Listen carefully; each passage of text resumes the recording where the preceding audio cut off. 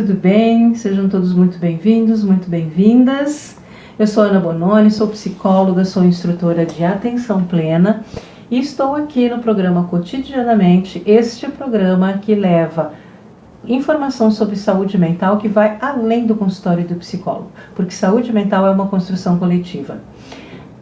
Aqui atrás, vocês estão vendo, aqui atrás tem um cenário, né, que ele é um avarandado que dá para o mar, algumas montanhas, móveis claros, para passar essa tranquilidade, essa paz, esse relaxamento.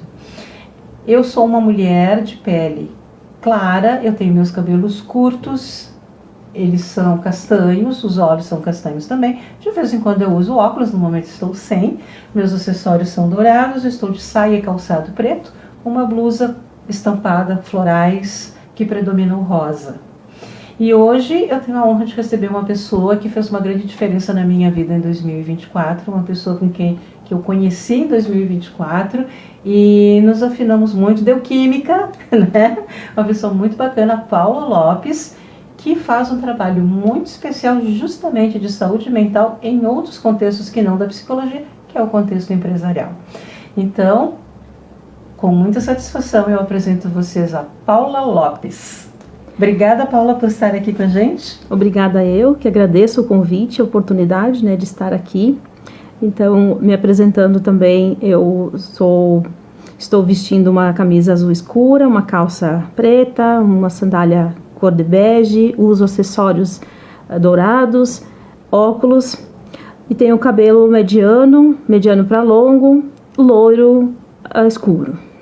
Então, acho que é nesse isso. momento. E Paula, né? me diz para mim e diz para o pessoal que está nos assistindo. Como que o teu trabalho contribui para a saúde mental das pessoas? Bom, eu sou administradora, né, consultora de gestão de projetos e gestão de pessoas, e eu atuo dentro das empresas auxiliando a ter esses ambientes mais acolhedores, mais humanizados, né, incluindo a questão da diversidade, dessa questão do acolhimento, promovendo ações para esses ambientes prosperarem, fazendo com que as empresas elas desenvolvam e trabalhem os seus bens mais preciosos, porque sem os seus funcionários, sem os seus colaboradores, os negócios não acontecem. Pois é, gente. E como nós falamos numa das entrevistas que teve aqui a Cristina Tristati, psicóloga, né, que nós estamos numa fase em que realmente no país, ou melhor, o nosso país, ele está no topo do ranking mundial de problemas de saúde mental, né? Dentro das empresas, problemas de depressão, de ansiedade, burnout, então está sendo assim, né? A ponto de que levou o governo federal a então instituir a Lei 14.831, que é a lei de certificação de empresas promotoras de saúde mental. Essa certificação ela não é obrigatória, porém, né, em agosto foi atualizada a NR1, que fala sobre a questão dessa segurança biopsicossocial, né? Então, o trabalho da Paula, ele vem ao encontro disso, porque as empresas têm realmente um período para essa adaptação, né, Paula? Eu estava falando com a RH de uma empresa, ela estava me relatando que a partir de maio, o Ministério do Trabalho já vai começar a fiscalizar quais são as ações. Exato. Né? E eu sei que você tem um trabalho bem interessante que você está fazendo, né? Fala um pouco para nós desse teu projeto. Isso, então eu tenho um projeto que é voltado para essa área, né? Então eu desenvolvo ele como um desenvolvimento organizacional, onde a gente vai estar olhando tópicos dessa legislação e implantando ações para poder lá no futuro ter essa certificação, né? De novo, não é uma certificação por hora obrigatória, né? Como a gente conhece, as legislações, elas vêm como indicativo e pode, na sequência, então, acabar se tornando uma questão de obrigatoriedade que já está respingando ali na NR1. Então, eu faço o trabalho de diagnóstico, olhando o que a empresa faz, quais são as ações que ela trabalha, como ela atua com os líderes, né? Porque o desenvolvimento do líder, para ele ter essa percepção, conhecer o seu colaborador e poder estar atento a pequenos detalhes que vão fazer grandes diferenças para a organização. Tem vários Tem algumas empresas, né, que eu estou atendendo no momento e a gente está começando a fazer esse mapeamento e adequando algumas coisas, fazendo um acompanhamento contínuo. Né? Quando a gente entra para fazer o diagnóstico na empresa, a empresa precisa querer fazer esse diagnóstico da alta gestão para baixo, né? De novo, a questão que a gente precisa começa na liderança. Que começa de cima para baixo, que precisa a empresa querer realmente fazer esse olhar mais humanizado para ter uma gestão mais humanizada dentro das organizações. E com pequenos detalhes, com pequenas ações, a gente pode e já conseguimos fazer alguns grandes movimentos dentro da empresa quando a gente fala de um ambiente acolhedor, do funcionário se sentir bem naquele ambiente, né, de gostar de estar no ambiente de trabalho. Eu escuto muito as empresas, né, principalmente os RHs, relatarem a questão da rotatividade, da grande rotatividade, que as pessoas não são capacitadas, que as pessoas não têm vontade, mas a gente também precisa ter o olhar do outro lado, né? Precisa ter o equilíbrio entre a pessoa, empresa e funcionário. Porque o quanto que a empresa exige do funcionário e reclama, né, de certa forma, do funcionário, que ele não tem a capacidade técnica, que ele não tem vontade, que ele não está disponível, que ele está lá fazendo o básico do básico, mas de contrapartida, o que a empresa oferece, né? Então, exemplo que eu peguei em uma pequena empresa, onde o gestor falava, né, mas a gente tem uma pausa para o café, né, uma integração. Sim, eles tinham um ambiente bacana, até acolhedor, mas não tinha nem um micro-ondas para aquecer um lanche. Então, a grande falha, vamos dizer, nesse processo, era uma coisa muito simples que custa lá um valor simbólico para uma empresa, né? Um micro-ondas, uma cafeteira, e que acaba beneficiando o funcionário. Quando o funcionário ele sai de uma empresa para outra, não é por causa dos R$100, dos R$200, né? A gente tem que ter esse olhar e essa consciência de que, quanto empresa, a gente também peca. Então, o meu papel é fazer esse olhar com equilíbrio entre a empresa e o funcionário, olhando para os dois, criando esse match, né, para que os negócios possam prosperar. Sabe que, Paula, você estava junto com a gente no Tecnopuc o ano passado? Não fui nesse passeio, então, mas conheço lá o espaço. E aí eu encontrei dois rapazes que estavam fazendo uma palestra justamente sobre a 14831. Gente, isso é tudo tão novo que eu no meio da palestra perguntei para eles sobre a NR1 e eles se perderam. Depois ele fala comigo nos bastidores, puxa, eu me preparei tanto, tu foi perguntar justamente isso. Esse cara relaxa, porque isso é novo para todo mundo. Tá todo mundo tentando entender como vai funcionar, como é que... Para quem está nos escutando e não conhece o que é NR1, tá? É uma normativa que, por exemplo, se um funcionário ele se preocupava com a questão psicológica, por exemplo, assim, se um funcionário trabalha em andaimes muito altos, como é que estão as condições psicológicas para ele fazer isso, tal, certo?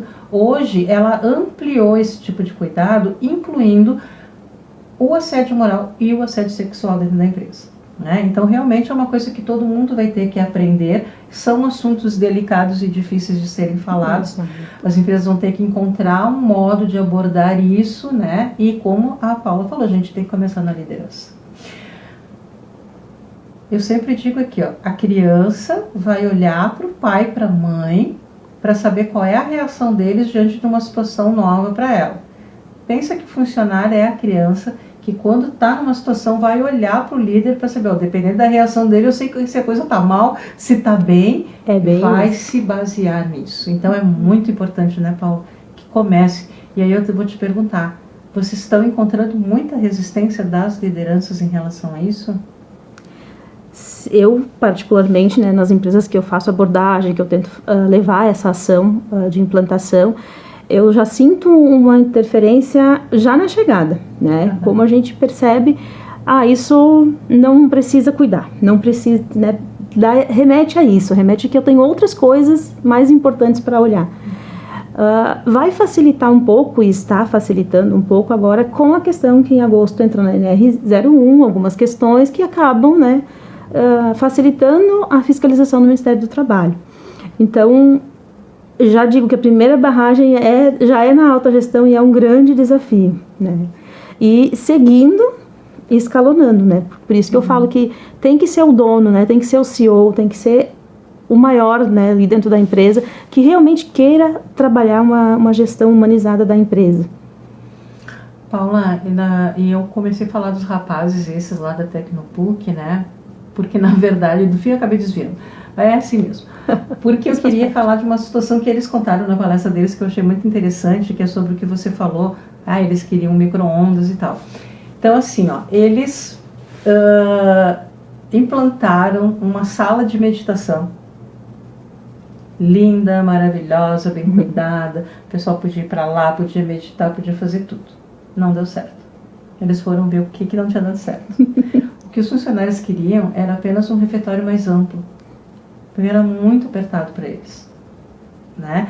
Então tem que ter todo esse detalhe, se eu descer ao detalhe, como dizia um professor meu, descer ao detalhe para tentar entender, porque, gente, seres humanos é tudo um a um, né, Paula?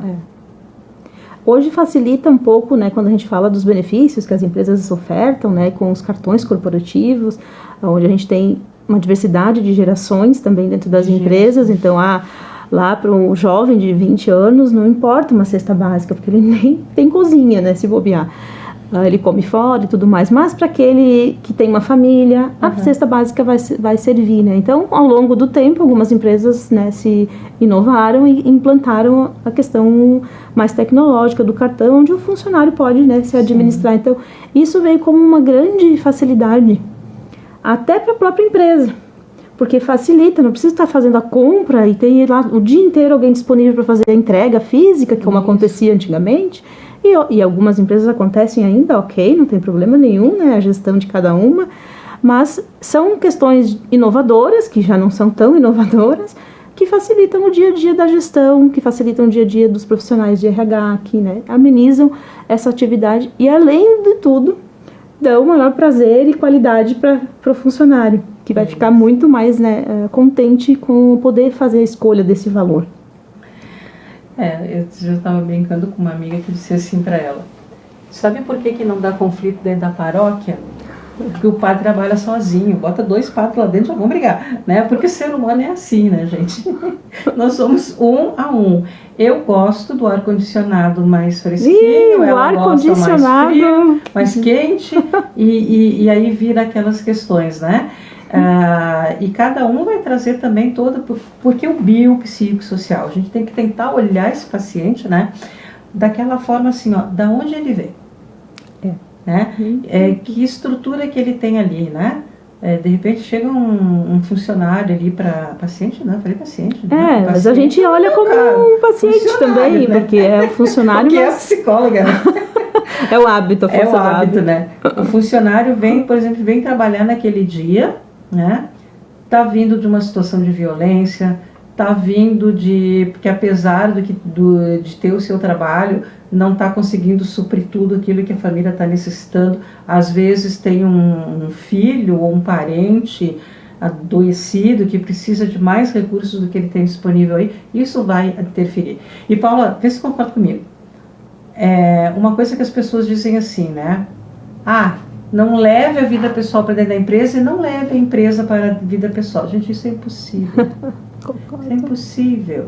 Quando as pessoas dizem assim, porque a escola não tem a obrigação de educar, a educação tem que vir de casa. Ótimo! Seria ótimo, se esse tipo o mundo ideal. Mas não é, tá? E a escola muitas vezes faz aquele papel, né, Paula, de dar esse suporte que aquela criança não está conseguindo ter nessa família. E a gente precisa pegar essa metáfora da escola também e pensar isso dentro de uma empresa. É impossível você desconectar totalmente. Você pode, sim, tem formas de você fazer isso, de desconectar um pouco, mas a gente não pode dizer que eu e a Paula, na nossa realidade, a gente consegue ir para casa e desligar, mas outras pessoas não conseguem. E o contrário também, né, Paula? Isso, por isso que é importante, né, dentro das empresas, a gente ter essas pequenas ações, né? Lá, vamos falar na área administrativa, né? No meio da tarde, que o gestor chame as pessoas para se erguer das cadeiras, né? Porque a gente fica lá sentado quando vê, tá quase deitado. E ergue, se espicha, né? Se espicha um pouquinho, vem aqui, vamos tomar um cafezinho, faz uma pergunta lá do que aconteceu no último final de semana. promove pequenas ações, pequenas conversas para fazer com que esse funcionário, né, ele tenha essa confiança com o líder.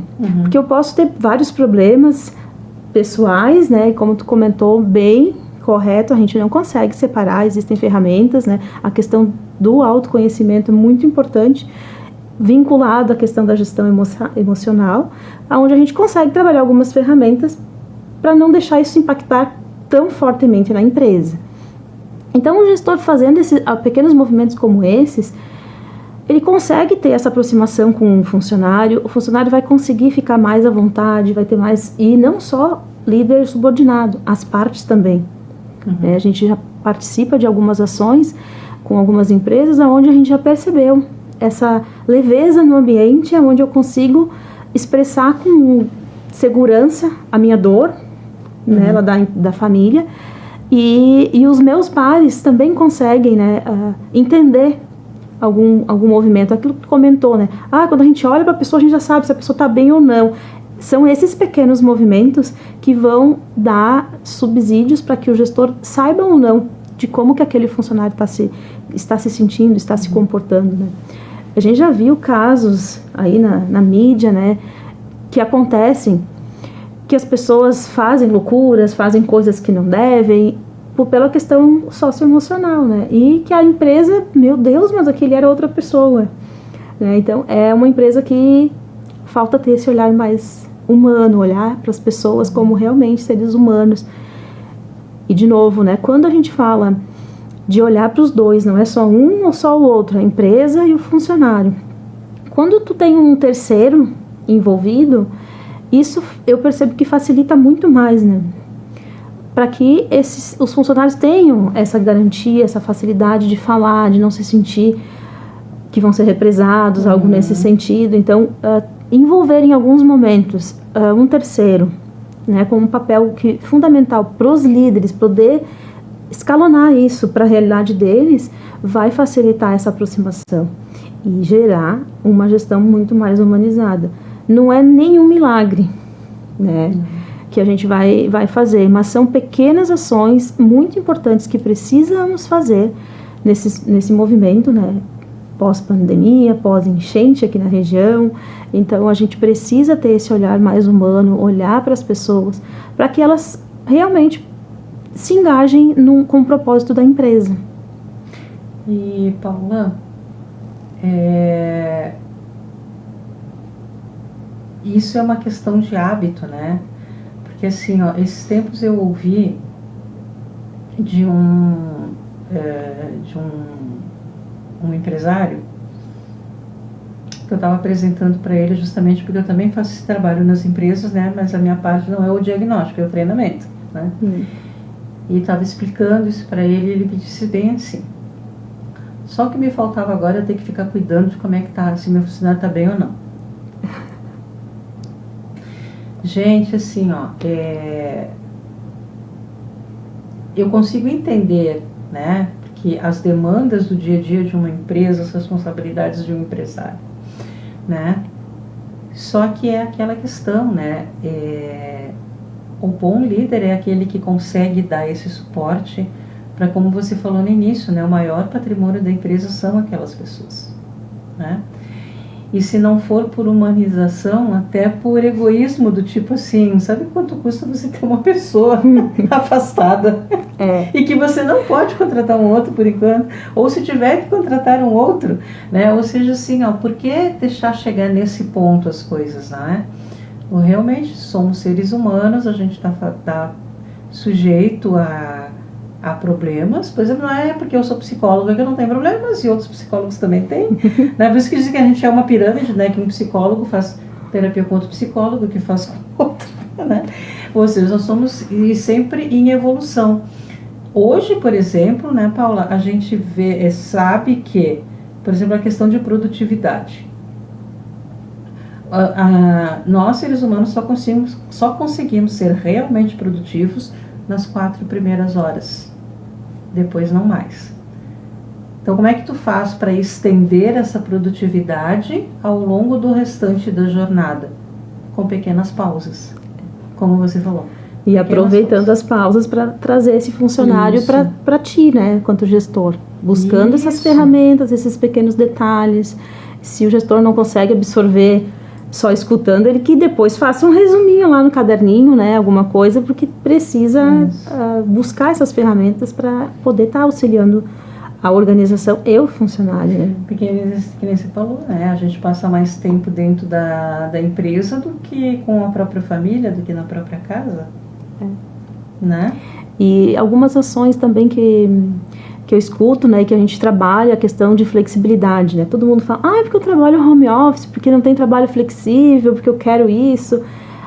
O trabalho flexível não quer dizer que eu não possa ir ou tenha que ir, mas é que o gestor, conhecendo o cenário, tendo conhecimento dessas ações, desses problemas pessoais dos seus funcionários, né, dos seus subordinados, eles vão conseguir perceber, e dentro do que cada empresa, obviamente, né, na questão cultural, permite, trabalhar alguma flexibilidade. E é aí que entra a questão da flexibilidade, né? Não é só é um horário flexível. Não, é eu ter uma gestão flexível, onde ela entende que em determinado período de idade do meu filho, eu vou precisar sair mais. No inverno, pode ser que aconteça que eu vá sair mais porque eu tenho um filho, né? Ou eu tenho que acompanhar, o homem tem que acompanhar a mulher em algum processo, algum procedimento mais complicado. E aí entra a flexibilidade do que aquele funcionário que ele tem essa garantia de poder estar falando abertamente com o seu gestor, ele vai lá e vai pedir para o gestor. Ele vai se abrir. Eu estou com problema sim, está acontecendo isso. Eu podia sair hoje mais cedo, amanhã ou na semana que vem eu consigo repor essas horas. Então são pequenas questões de flexibilidades que não precisa, agora a gente não é flexível. Então trabalhar algumas ações nesse sentido também faz diferença, porque de novo o funcionário não sai da empresa por causa de 100, 200 reais. Né? E até uma empresa desenvolvendo essas ações de promoção de saúde mental, ela pode se tornar uma empresa, né, dentro daquela ranking de empresas boas de se trabalhar. Sim, as melhores empresas para se trabalhar. E é um atrativo, né, para fazer essa atração dos colaboradores.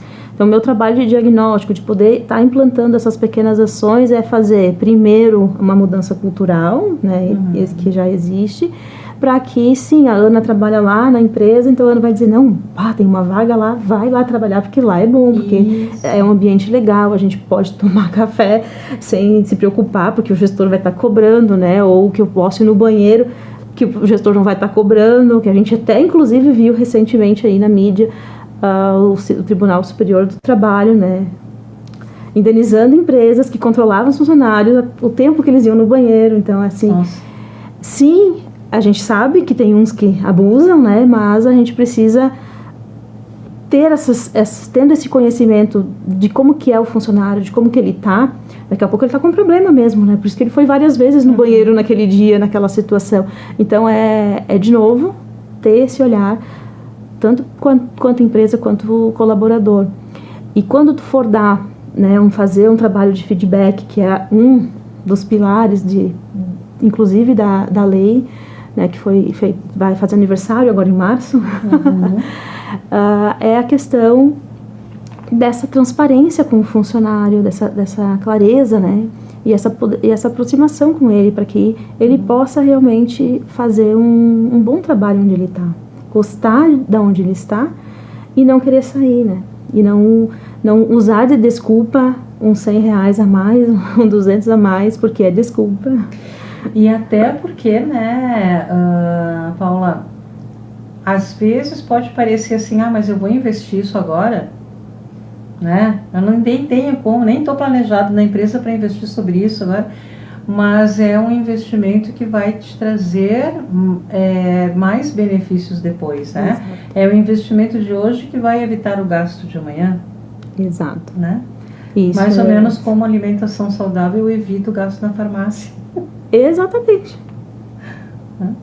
Exatamente. E o que é muito importante, que eu trabalho muito também dentro das empresas, é a questão de que essas ações, elas não são ações esporádicas, né?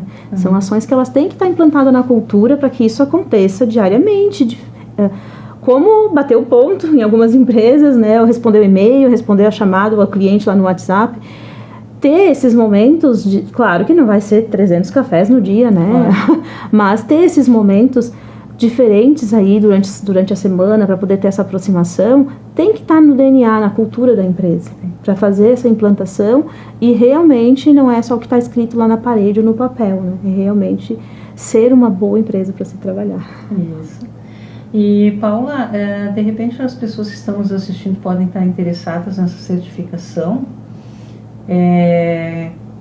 Quais são as etapas dessa certificação para que a empresa possa...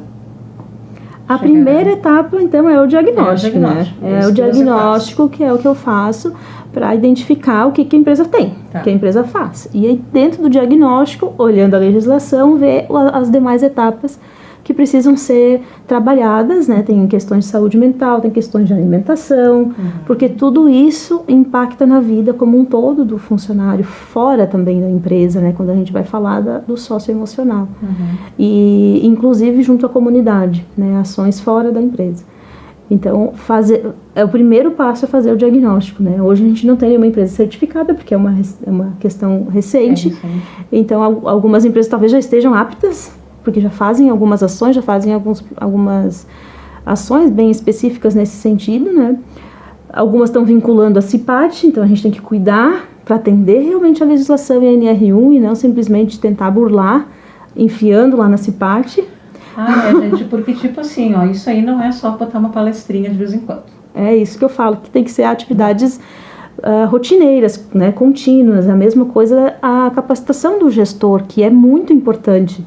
Né? A gente vê indicadores olhando para que lado eu vou, né? Então, a gente tem aí indicadores no mercado que levam e trazem muito isso, a questão da importância da capacitação do gestor. Porque é ele que faz a diferença lá com o seu grupo de subordinados. Tem gestor que tem 5, mas tem gestor que tem 200 subordinados. E aí, um gestor de um setor com 200 subordinados acaba com a produção. É impressionante, né?